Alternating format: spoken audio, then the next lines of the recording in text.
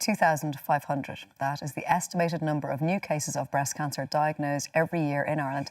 Thankfully, survival rates have increased to almost 80%, which is largely due to early detection. And so with that in mind, 7 well-known women, all with their own stories, have taken part in a new photo campaign called Feel Your Selfie, which is hopefully going to inspire women to be more breast aware. Harmonia CEO Norah Casey joins me now. There's a whole load of us sitting there feeling our selfies. Yes. Norah, you are one of those women, and you chose to take part in this campaign because you've had your own journey with breast cancer that a lot of people weren't aware of, actually.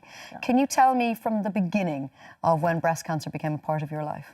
So I suppose you're right. I've never spoken about it before, and so I thank you for doing so. I know it feels strange to talk about it because I'm quite a private person. I talked about Richard's death because I felt nobody was talking about that, but other things in my life I kind of would be quite quiet about. So about 7 or 8 years ago, I was a nurse, so I always self-examined, and I felt I had lumps. You know, sometimes you're strange about it and you think, well, have I really got lumps, or am I just imagining it? Sometimes different times of the month, your boobs can feel differently. Exactly. Well, I didn't have a GP at the time, and I went to see a locum, and she kept saying, well, I can't feel anything, Norah. And are you under a lot of stress? And I was beginning to self-doubt. I was saying, gosh, maybe I'm really imagining this. But I stuck to my guns, and in almost exasperation at the end of it, she said, would you like me to send you for a mammogram? And I said, I would, actually. Now, in saying that, most GPs would send you immediately for a mammogram. I just happened to have somebody who was a bit sceptical. So when I had the mammogram, they discovered about 7 lumps, which was fine. I went in and had them done in the matter. And when you say had them done, what does that... So they went into both sides and they removed those lumps. But when I was in recovery, the surgeon met me and said, listen, while we were in there, we discovered that I have a very rare tumour, which isn't even worth scientifically going into. It's called a phyllodes, and it was against my chest wall. They found it because they went in to take the lumps out. And he said, we'll have to go back in again in probably a week, and we'll take, part of your breast away. And it's got a high level of recurrence. The reason it's unusual, it's very unusual. So I don't want anyone out there to sort of think it's totally different in that it invades space. It doesn't respond to chemo or radiotherapy. But the better news is it doesn't fire off secondaries, So I think the idea is you take as much material around it away. It's a high rate of recurrence, about 25%. So it took a long time for me to get my reconstruction done. I only had that done 18 months ago. So just to go back, because that's a lot of information. I know. and you talk about it so because you are a professional person, you talk about it in a very professional way, but so you'd 7 lumps, and when they removed them, were they benign? Did you know it was okay? I mean, how did you process that information? There's always a time delay, so, they take samples, and I was reasonably relaxed about the lumps, I have to say. The operations are, they're so well done nowadays, and I'm not going into details, people are having their cornflakes, but it doesn't make you feel like you're any less a woman, I suppose. But when I heard they had to go back in and they took the outer part of this breast away, and like most women, to be honest with you, Sinead, it was a no-brainer. It was, you know what, actually just take it out. You don't think at the time, wow, I'm going to have half a breast left. You just say, take it, I want to get rid of it. So it does take a little while to process. And then I was constantly back and forth having mammograms to see how to come back. And then Richard, I think I would have probably dealt with it quicker and better had Richard not got so sick so quickly. And then I got very caught up in, the illness and his death and the aftermath. In fact, the producer here, Sally, worked with me on News Talk when I took time off to have my breast reconstructed, and she kept saying, I can't believe it, that time when you took 10 days, did you really get your... And I said, I did. I came back in bandaged, and I didn't want anyone to know, so I just went back into the studio, and I guess at the time I felt it was quite a private thing. And so when Breast Cancer Ireland asked me to take part in the shoot, there was a moment when I thought, does it have to be me? I'm being honest with you. There was a moment when I thought, do I have Haven't I given enough already? That sounds really selfish, because no, actually the campaign was so amazing. Yeah. And hopefully yourself and myself and all the other brave women who did it, that will save lives, that will raise awareness. And I feel that quite strongly, but there was definitely a moment when I thought... Your journey with breast cancer now, you've had the reconstruction done. I can't believe you just took 10 days off. You're incredible. So you took 10 days off, got your breast reconstructed, came back. How are you now? What's the situation with you now? I'm completely clear. You're completely clear. And when I say, so mine was a tumour, and, so it would be wrong to say that it was breast cancer, because it's a very, very unusual it was a very unusual situation. It wasn't like what other women go through. So I always say I'm in the halfpenny place compared to women who've to, you know, face double mastectomies.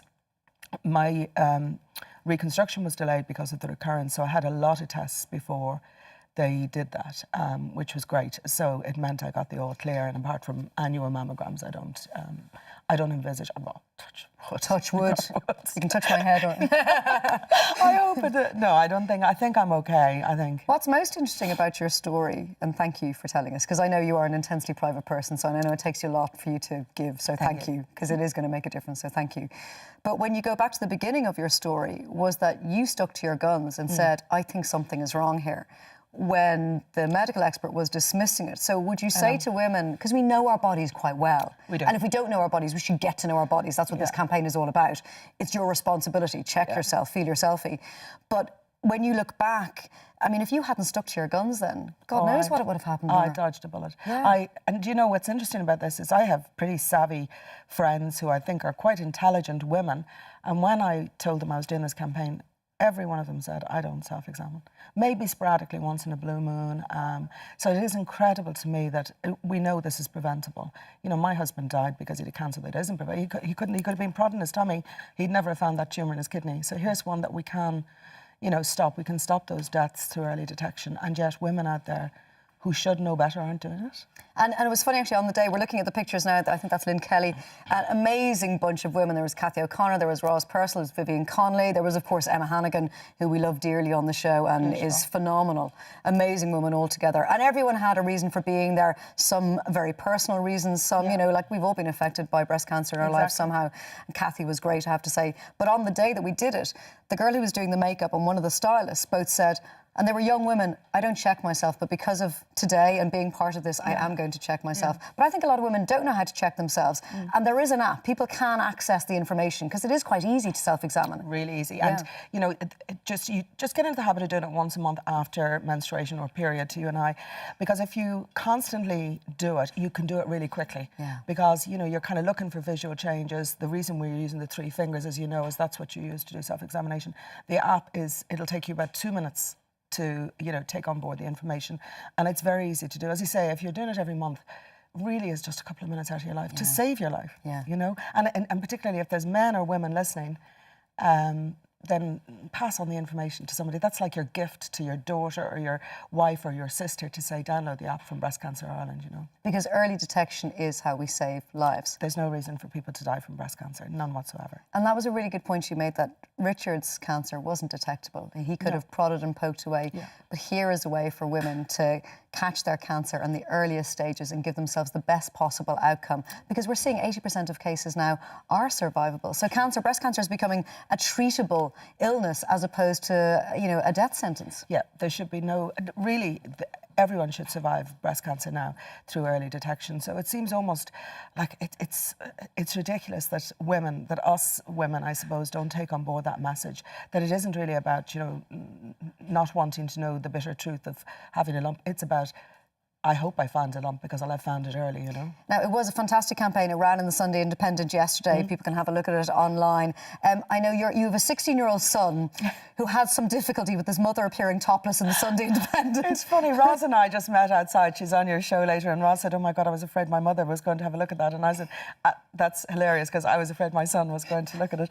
My 16-year-old, had a bit of a meltdown about it. And to be honest with you, that's just what 16-year-olds are like. But he's also very proud of you. He's very proud, and he understands that the campaign was about saving lives. So we're encouraging women at home to take a picture of themselves, a selfie with their 3 fingers on their breast with your clothes on. You don't have to take them off as we did. And hashtag it, feel your selfie, and send it to? Well, it's at Breast Cancer Ireland, and you can if donate. you text it to 50300, it sends €4 automatically to a great campaign. Norah, thank you. I know that's not easy for you. I appreciate it greatly. Thank you so much. Now let's take the news with Siobhan.